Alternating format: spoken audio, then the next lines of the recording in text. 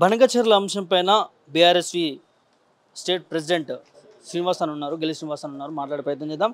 ఇవాళ దాదాపు కాలేజీలలోకి వెళ్ళి ఏవైతే కరపత్రాలకు సంబంధించి బనకచెర్ల జరుగుతున్నటువంటి ఇష్యూస్ సంబంధించి విద్యార్థులందరికీ తెలియజేసే ప్రయత్నం చేస్తాను. ఇదే అంశంపైన నాతో మాట్లాడే ప్రయత్నం చేద్దాం.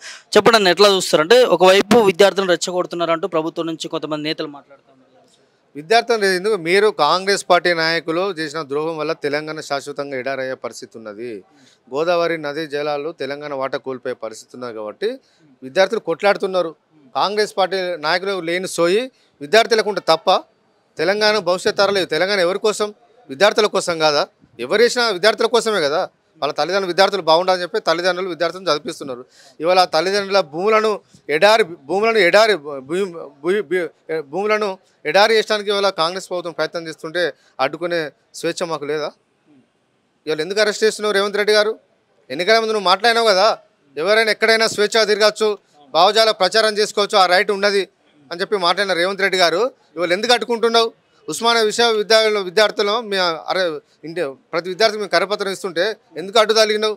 ఎందుకు పోలీసులను పెట్టి 50 మంది పోలీసులను పెట్టి ఎందుకు అరెస్ట్ చేసినావు? వివిధ పోలీస్ స్టేషన్లు తీసుకెళ్ళావు? నువ్వు తెలంగాణ గోదావరి నదీ జలాలను ఆంధ్రప్రదేశ్ తాకట్టు పెడతా అంటే మేము చూస్తూ ఊరుకోవాలా?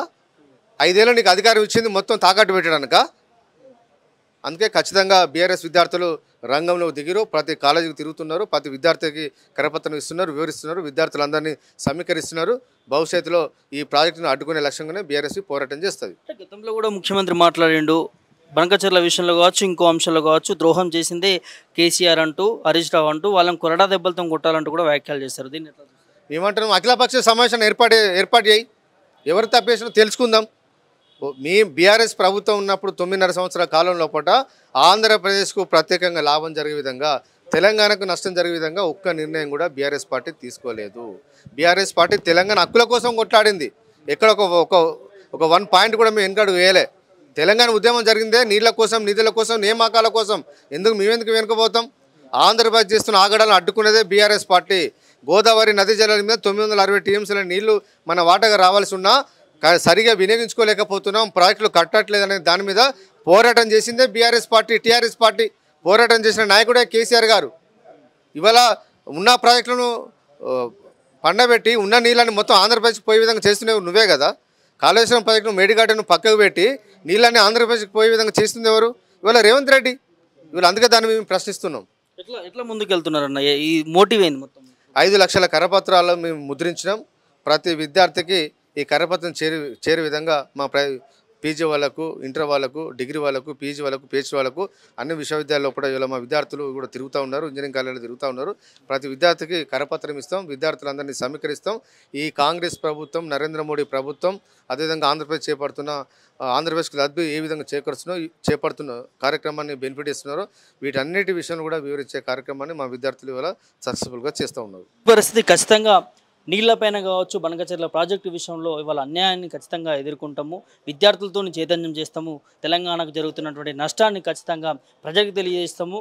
ఖచ్చితంగా తెలంగాణకు నష్టం జరిగితే ఊరుకునేది లేదంటూ కూడా బీఆర్ఎస్వి ప్రెసిడెంట్ గెలి శ్రీనివాస్ గారు చెప్తున్నటువంటి అంశాన్ని చూస్తాను. బీఆర్ఎస్వి పార్టీ, బీఆర్ఎస్ విద్యార్థి విభాగం ఒక విషయాన్ని తీసుకొని ప్రజల్లోకి, విద్యార్థుల్లోకి తీసుకెళ్లేటటువంటి ప్రయత్నం చేస్తూ ఉన్నది. ఏదైతే బనకచెర్లకు సంబంధించిన ప్రాజెక్టు విషయంలో రాష్ట్ర ప్రభుత్వము వాళ్ళ అవకతవకలు చేస్తూ ఉన్నది, తెలంగాణకు అన్యాయం చేస్తూ ఉందంటూ కూడా బీఆర్ఎస్వి ప్రెసిడెంట్ గెల్లి శ్రీనివాస్ గారి ఆధ్వర్యంలో ప్రతి ఒక్క కాలేజ్కి వెళ్ళి విద్యార్థులందరికీ కూడా బనకచెర్లకు సంబంధించిన ప్రాజెక్టు విషయాలన్నింటినీ కూడా చర్చిస్తూ ఉన్నారు, చెప్తా ఉన్నారు. దాదాపు 5 లక్షల విద్యార్థులతో ఈ అంశం ఏదైతే ఈ నెల 27 తారీఖు రోజు భారీ బహిరంగ సభ కూడా ఏర్పాటు చేసుకుంటామంటూ కూడా ఆ పార్టీ నేతలు చెప్తున్నటువంటి పరిస్థితి చూస్తా ఉన్నాం. ఇదే అంశంపైన మనతో మాట్లాడేందుకు బీఆర్ఎస్వి నేతలు ఉన్నారు, వారితో మాట్లాడడం. చెప్పండి బ్రదర్, అసలు ఏంటి విద్యార్థులతోని ఈ బనకచెర్లకు సంబంధించినటువంటి అంశాన్ని ఎందుకు తీసుకొస్తా ఉన్నాం?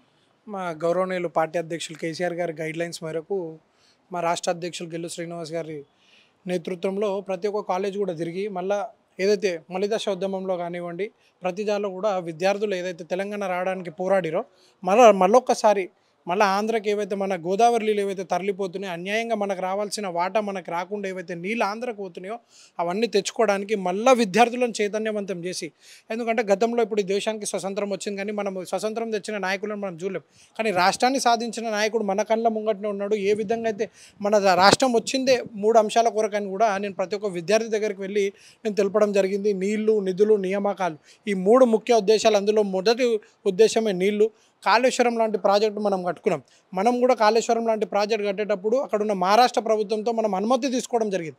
లిఫ్ట్ ఏవైతే వృధాగా సముద్రంలో ఏవైతే నీళ్ళు కలుస్తున్నాయో మన మహారాష్ట్ర ప్రభుత్వంతో కొట్లాడి అడిగి మన తెలంగాణ రాష్ట్రానికి సస్యశ్యామలంగా అయితే ఆ నీళ్లు కావాలంటే ఆనాడున్న ముఖ్యమంత్రి, ఈనాడున్న ముఖ్యమంత్రి ఫడ్నవీస్ గారు చెప్పారు. ఒక రాజశేఖర్ రెడ్డి, ఒక చంద్రబాబు నాయుడు చేయలేని పని కేసీఆర్ గారి వల్ల అయ్యింది. అలాగే ఇప్పుడు ఆంధ్ర ప్రభుత్వం కూడా నీళ్ళు తీసుకోవచ్చు, కానీ తెలంగాణ అనుమతి పొందాలి కదా. ఆ అనుమతులు ఇక్కడ రేవంత్ రెడ్డి తన దత్తపుత్రుడు కావడం వల్ల అవి ఇష్టారాజ్యంగా, అలాగే నరేంద్ర మోదీ గవర్నమెంట్లో ఎన్డీఏ ప్రభుత్వంలో భాగ్యస్వామ్యం కీలక పాత్రను చంద్రబాబు నాయుడు పోషిస్తుంది. కాబట్టి ఇక నాకు ఏ అనుమతులు అవసరం లేదంటే, గతంలో ఆంధ్ర పాలకులు పరిపాలించినప్పుడు ఇక్కడ ఎక్కడ కూడా ఒక రిజర్వాయర్ అనేది కట్టడం లేదు. కట్టినుంటే ఇప్పుడు ఏవైతే 3000 క్యూసెక్ల నీళ్ళు ఏదైతే వృధాగా పోతుందో గోదావరి జలాలు, అందులో మన వాటా మొదటిగా తేల్చాలి. మన వాటా అందులో 1950 క్యూసెక్ల నీళ్ళు మొదటిగా తెలంగాణ రాష్ట్రానికి రావాలి. ఆ తర్వాత మిగిలిన నీళ్ళు 1050 క్యూసెక్ల నీళ్ళు ఆంధ్ర ప్రభుత్వం వాడుకోవాలి. కానీ ఇక్కడ ఏ అనుమతి లేకుండా, ఇక్కడ ఏదో ఆయన చెంచాగిరి, ఆయన చెప్పులు మోసిన వ్యక్తి ఈరోజు రాష్ట్రానికి ముఖ్యమంత్రి కాగానే నేను ఏ పర్మిషన్ లేకుండా బంకచెర్ల కట్టుకుంటా అంటే, ఇది యావత్ ఇప్పుడు మేము ముఖ్య ఉద్దేశం మీరు అన్నట్టు ఈ కాలేజీలో తిరిగి స్టూడెంట్స్కి చెప్తున్నామంటే ముఖ్య ఉద్దేశం ఏంటంటే, భవిష్యత్తులో ఈ యువకులే కదా రేపు 40-50 సంవత్సరాలకు వచ్చేటప్పటికి రాష్ట్రంలో నీళ్ళ కరువు ఉండొద్దంటే మనకే కదా యూటిలైజ్ కావాలని కూడా అందరిని కూడా చైతన్యవంతం చేస్తున్నాం. కేసీఆర్ గారు అదే అన్నాడు, విద్యార్థులే రేపటి మన బలం, ఎందుకంటే ఖచ్చితంగా పోరాడి తెచ్చుకున్న తెలంగాణకి మళ్ళొకసారి పోరాటం తప్పదనే విధంగా కూడా పోరాడాల్సి వస్తుంది మన గోదావరి జలాల కోసం. ఎట్లాంటి రెస్పాన్స్ వస్తుంది అంటే ఖచ్చితంగా ఇప్పుడు మేము ప్రతి జిల్లాలో పోయినప్పుడు, ఎందుకంటే నాకు తెలిసి ఇప్పుడున్న పిల్లలు కానీ ఇంటర్మీడియట్ డిగ్రీ కానీ వాళ్ళంతా కూడా నాకు తెలిసి ఉద్యమ సమయంకి నాకు తెలిసి తెలంగాణ ఏర్పాటు జరిగిపోయింది. వాళ్ళు ఒక వయసుకు వచ్చేటప్పటికి కూడా ఇప్పుడు 10 ఏళ్ల కాలం అంటే 10th అవంతా జరిగే వరకు వాళ్ళందరికీ కూడా కొద్దిగా నాలెడ్జ్ ఉంది, కొంతమందికి నాలెడ్జ్ లేదు. కాబట్టి మేము మళ్ళీ తిరిగి పూర్తి స్థాయిలో వాళ్ళందరికీ కూడా మనం ఎందుకోసం తెచ్చుకున్నాం తెలంగాణ, అసలు ఎంతమంది 1200 మంది ఆత్మ బలిదానం చేస్తే వచ్చింది తెలంగాణ, మరొకసారి మనం పుట్లాడింది నీళ్ళ కోసం అని కూడా ప్రతి ఒక్కరికి కూడా కరపత్రాలు ఇచ్చుకుంటూ వాళ్ళందరికీ ప్రతిదీ వివరిస్తూ మళ్ళొకసారి చైతన్యవంతం చేస్తే ప్రతి ఒక్కరు కూడా నా రాష్ట్రానికి తెలంగాణ ఇది నా గడ్డ అనే ప్రతి ఒక్కరు కూడా ముందుకు రావడానికి కూడా ఉత్సాహంతో చూపిస్తున్నారు. ఈ 5 రోజుల పాటు కాలేజీలు ఇవన్నీ కూడా తిరిగి ప్రతి ఒక్కరికి కూడా బంకచెర్ల ప్రాజెక్టు పైన వివరించి దాని తర్వాత జరగబోయే 26 తారీఖు నాడు భారీ ఎత్తున బీఆర్ఎస్వి రాష్ట్ర కార్యాలయం మీటింగ్ పెట్టుకోవడం కూడా జరగబోతుంది కేసీఆర్ గారి నేతృత్వంలో. తెలంగాణలో జరుగుతున్నటువంటి కరెంట్ ఇష్యూస్ పైన మనతో మాట్లాడేందుకు బీఆర్ఎస్వి సిటీ ఇన్ఛార్జ్ విశాల్ ఉన్నారు. వారితో మాట్లాడే ప్రయత్నం చేద్దాం. చెప్పండి బ్రదర్, ఎట్లా చూస్తారు బంకచెర్ల ఇష్యూ కావచ్చు, ప్రజెంట్ ట్రెండింగ్లో నడుస్తున్నది, అదేవిధంగా గురుకుల ఇష్యూస్ కావచ్చు, సో ఎట్లా చూస్తారు ఇదంతా? ఇప్పుడు బంకచెర్ల విషయానికి వస్తే మా అధ్యక్షులు గెల్లు శ్రీనివాస్ యాదవ్ గారు ఆల్రెడీ దీని మీద మన సిటీలో కానీ డిస్ట్రిక్ట్స్ మొత్తం త్రూ అవుట్ స్టేట్లో ఉన్న విద్యార్థులందరికీ అవగాహన కూడా కల్పిస్తున్నారు. వీళ్ళు చేసే మోసం ఎట్లుందంటే, తెలంగాణ సాధించుకున్న తర్వాత కూడా ఇంకా ఈ ఆంధ్రలోది పెత్తనం ఏందో నాకు అర్థమవుతుంది. ఇప్పటికి మన నిధులు, మన వాటర్ మనకి రాకుండా అటు డైవర్షన్ ఇంకెన్ని కాలం చేస్తారో నాకు అర్థమవుతలే.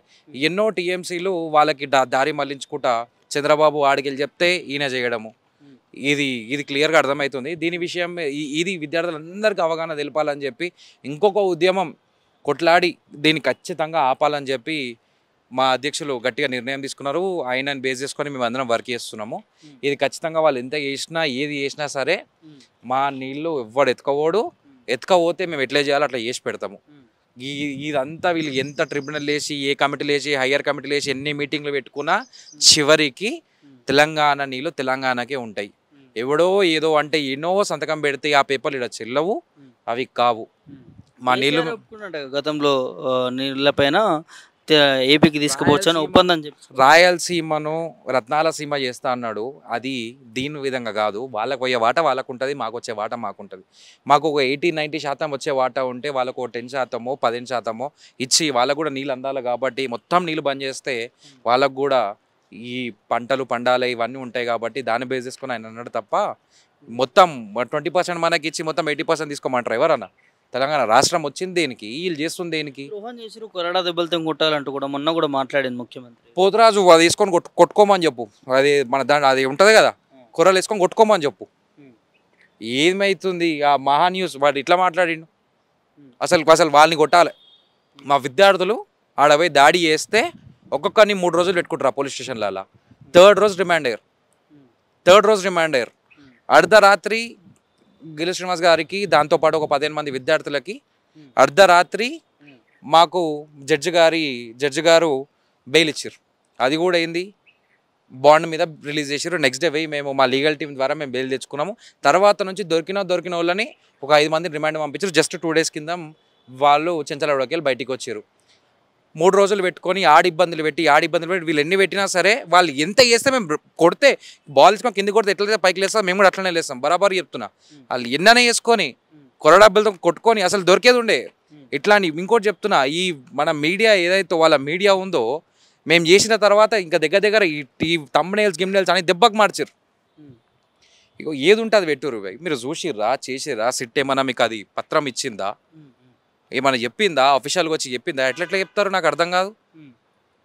సరే, ఇంకో అంశం బ్రదర్, గురుకులాలకు సంబంధించి గతంలో కూడా మీరు గురుకుల బాట అంటూ కూడా గురుకులలో జరుగుతున్నటువంటి సమస్యలన్నింటినీ కూడా బీఆర్ఎస్ పార్టీ తెరవచ్చు, బీఆర్ఎస్వి మీ విద్యార్థి సంఘం కావచ్చు, చాలా కృషి చేసినారు. రీసెంట్గా నాగర్ కర్నూలుకు సంబంధించినటువంటి గురుకుల పాఠశాలలో కూడా కొన్ని ఫుడ్ పాయిజన్ గురైనటువంటి పరిస్థితి ఎట్లా చూస్తారు? ఇది ఎంత నీచమైనదంటే అసలు పేద విద్యార్థులు వాళ్ళందరే కదా దాని గురుకులాల చదివేది.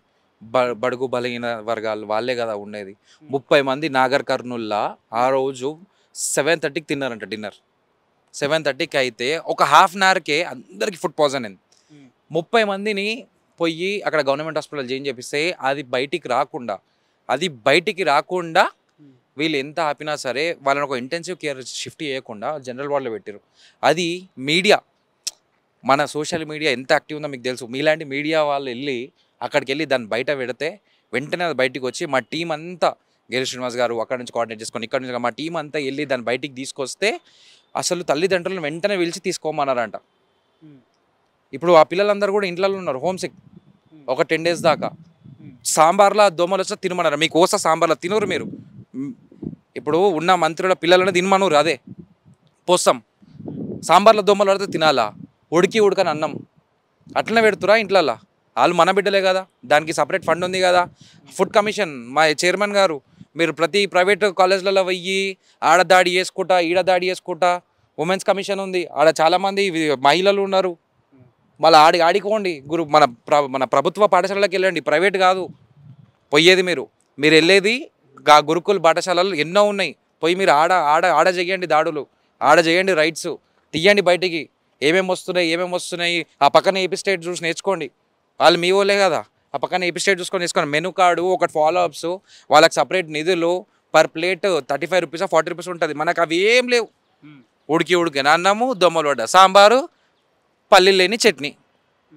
ఇది మన కొడుకులకి మన సోదరులకి పెట్టేవి ఇవి తిని ఇట్లా ఎయిర్ ఫుడ్ పాయిజన్.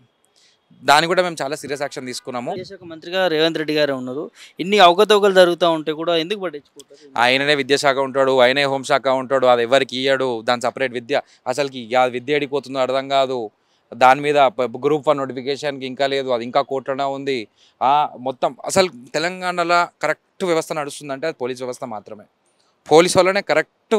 ఈ తెలంగాణ ప్రాంగణంలో దగ్గర మఫ్తీలో 100 మంది పోలీసులు పెట్టుడు, ముందే హౌస్ అరెస్టులు చేయడు.